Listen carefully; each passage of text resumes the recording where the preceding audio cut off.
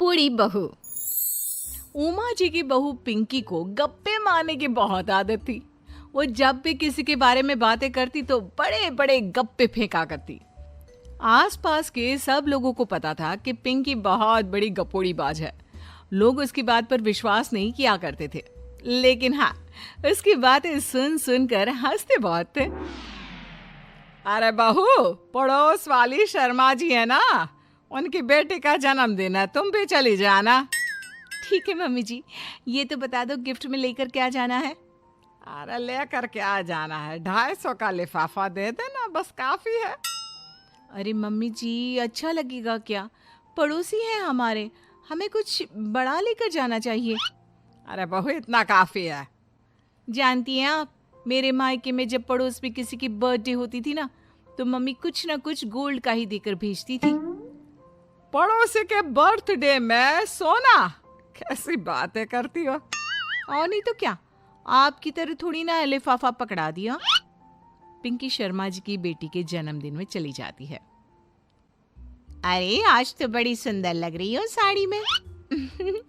जी मैं तो लहंगा पहनकर आने वाली थी, मम्मी जी नहीं मानी। अरे बेटा, बर्थडे पार्टी में तो साड़ी चल जाती है, मेरा मतलब कोई शादी थोड़ी ना है। कैसी बात कर रही हैं आप आंटी जी? मेरे मायके में तो छोटे छोटे फंक्शन भी हम लोग लहंगा बनवाते थे बुटीक से, डिजाइन करवा कर। चाहे पड़ोस में किसी का जन्मदिन हो, मेरी मम्मी हमेशा बुटीक से नया लहंगा डिजाइन करवाती थी। मैंने तो ऐसा कहीं नहीं देखा, ये तो तुमने आज बड़े कमाल की बात बताई। अरे जाने दीजिए, कोई बात नहीं। और बताइए, आपकी बेटी नजर नहीं आ रही। अरे भाभी, मैं यहाँ हूँ, ये देखिए मेरा ड्रेस कैसा लग रहा है। ठीक ही है, मतलब बर्थडे के हिसाब से थोड़ा हल्का है ना। अरे भाभी, इतना सुंदर गाउन पहना है मैंने। मैं ना शादी से पहले अपने बर्थडे पर हमेशा जरी वाला लहंगा पहना करती थी, यही मैं तुम्हारी मम्मी को भी बता रही थी। इसके बाद केक काटने का प्रोग्राम शुरू होता है। सब लोग इकट्ठे हो जाते हैं। शर्मा जी की बेटी का केक देखकर पिंकी से रहा नहीं जाता। उसके अंदर का गपोड़ी बाज बाहर निकल कर आ जाता है। अरे इतना छोटा सा केक! अरे बेटा, मेहमानों के हिसाब से ही है, जितने लोग इतना बड़ा केक। आंटी जी, कम से कम 4 या 5 मंजिल वाला केक तो बनाना चाहिए था। आपकी बेटी का बर्थडे रोज रोज थोड़ी ना आता है। मेरे बर्थडे पर हमेशा पापा 4 केक बनवाते थे, सारे केक 4-4 मंजिल के होते थे। वहां पर सारे लोग उमा जी के मोहल्ले के ही थे और वो पिंकी के गप्पे मारने की आदत से अच्छी तरह वाकिफ थे, इसलिए सब लोग उसकी बात सुनकर हंसने लगे, लेकिन किसी ने पिंकी से कुछ नहीं कहा। एक दिन सुबह सुबह पिंकी ने अपनी सास से कहा, मम्मी जी, मेरे मम्मी पापा मुझसे मिलने के लिए यहाँ आ रहे हैं। अरे वाह, ये तो बहुत अच्छी बात है। उनके आने की तैयारी करो, अच्छा अच्छा खाना बनाओ। वैसे कब तक आएंगे? मम्मी जी फ्लाइट से आ रहे हैं, कल शाम को 4 बजे की फ्लाइट है। फ्लाइट? लेकिन बेटा, तेरा मायका तो यहाँ से 2 घंटे की दूरी पर है। तेरे मम्मी पापा फ्लाइट से कब से आने लगे? अरे मम्मी जी, आपको पता नहीं है, मेरे मम्मी पापा ना आधे घंटे की दूरी के लिए भी फ्लाइट का टिकट बुक करवाती है। अरे गप्पे थोड़े कम मारा करो बहू, कोई फ्लाइट से तब आएगा ना जब यहाँ पर एयरपोर्ट होगा। तुम्हारी मम्मी क्या उड़कर आएगी घर में? अरे हाँ मम्मी जी, मैं तो भूल ही गई थी। वो क्या ना, मेरे मम्मी पापा हमेशा फ्लाइट से ही ट्रैवल करते हैं, तो मेरे दिमाग से ही निकल गया था। अगले दिन पिंकी के मम्मी और पापा पिंकी से मिलने के लिए उसके घर आते हैं। आइए आइए जी, आपका बहुत बहुत स्वागत है। और समदन जी, हमारी बेटे की कोई शिकायत तो नहीं ना? ठीक से संभाल लिया है ना आपका घर? अरे मेरी बहू बहुत समझदार है, घर का काम बहुत अच्छे तरीके से करती है। बस थोड़ा ज्यादा बोलने की आदत है उसे, आपको परेशान करती होगी ना? बात तो आपकी सही है, उसकी थोड़ा ज्यादा नहीं बहुत ज्यादा बोलने की आदत है। लेकिन कोई बात नहीं, आपकी बेटी दिल की बहुत अच्छी है, बस थोड़ा बोलती ही तो ज्यादा है।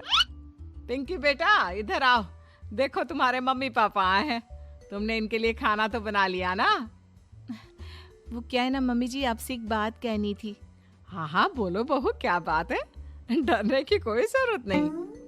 वो मम्मी जी, मैंने सोचा मम्मी पापा आए हैं तो खाना बाहर से मंगवा लेती हूँ। अरे कोई बात नहीं बेटा, वैसे भी तुम किचन में काम करने लग जाती तो अपने मम्मी पापा से बात कब करती। बहुत अच्छा किया। अब तुम अपने मम्मी पापा के साथ बैठकर आराम से बात करो, मैं अंदर जाती हूँ। शाम का वक्त जैसे ही दरवाजे की घंटी बजी, 3-4 लोग हाथों में खाने की बहुत सारे पैकेट लेकर उमा जी के घर पहुंच गए। अरे भाई कौन है आप लोग, लगता है गलत पते पर आ गए। नहीं नहीं माँ जी, हम तो खाने का ऑर्डर डिलीवर करने आए हैं, यहीं से बुकिंग मिली थी। अरे नहीं नहीं, आपको कोई गलत फहमी हुई है, हमारे यहाँ तो 2 ही मेहमान आए हैं।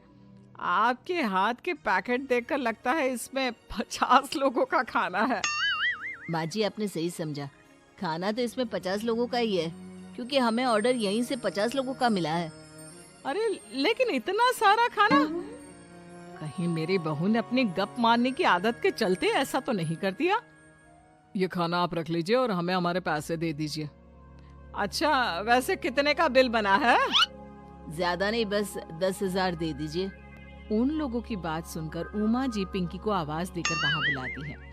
जैसे ही पिंकी वहां आती है, खुश होते हुए उन लोगों को वहां पर खाना रखने के लिए कहती है। अरे इतना सारा खाना क्यों मंगवाया बहू? अरे मम्मी जी, मैंने आपको बताया तो था, मम्मी पापा आए हैं तो मैं खाना बाहर से मंगवा रही हूँ। ये बात सही है बेटा, लेकिन 2 लोगों के लिए 50 लोगों का खाना? अरे मम्मी जी, कुछ कम पड़ जाए तो अच्छा थोड़ी ना लगता है, और मेरे मायके में तो ऐसा ही होता है, एक्स्ट्रा खाना मंगवाते हैं हम लोग। तभी पिंकी के मम्मी और पापा वहां पर आते हैं। अरे बेटा, एक्स्ट्रा खाना मंगवाने का मतलब ये थोड़ी ना होता है कि 2 लोगों के खाने के लिए 50 लोगों का खाना मंगवा लो। और बेटा, तुम्हारी गप मारने की आदत के चलते 10,000 का बिल आया है, तुम्हें नहीं लगता ये गलत है? देखो बहू, बढ़ा चढ़ाकर बातें करना अपनी जगह, लेकिन इतनी बड़ी बड़ी फेंकना भी गलत है ना। पहली बात तो इतने सारे पैसे लगे, और दूसरी बात खाना वेस्ट होगा। आप लोग ठीक कहते हैं, मैं आज के बाद अपनी इस आदत को कंट्रोल करने की कोशिश करूंगी और अब से गप थोड़ी कम मारा करूंगी। पिंकी की बात सुनकर सब लोग हंसने लगे।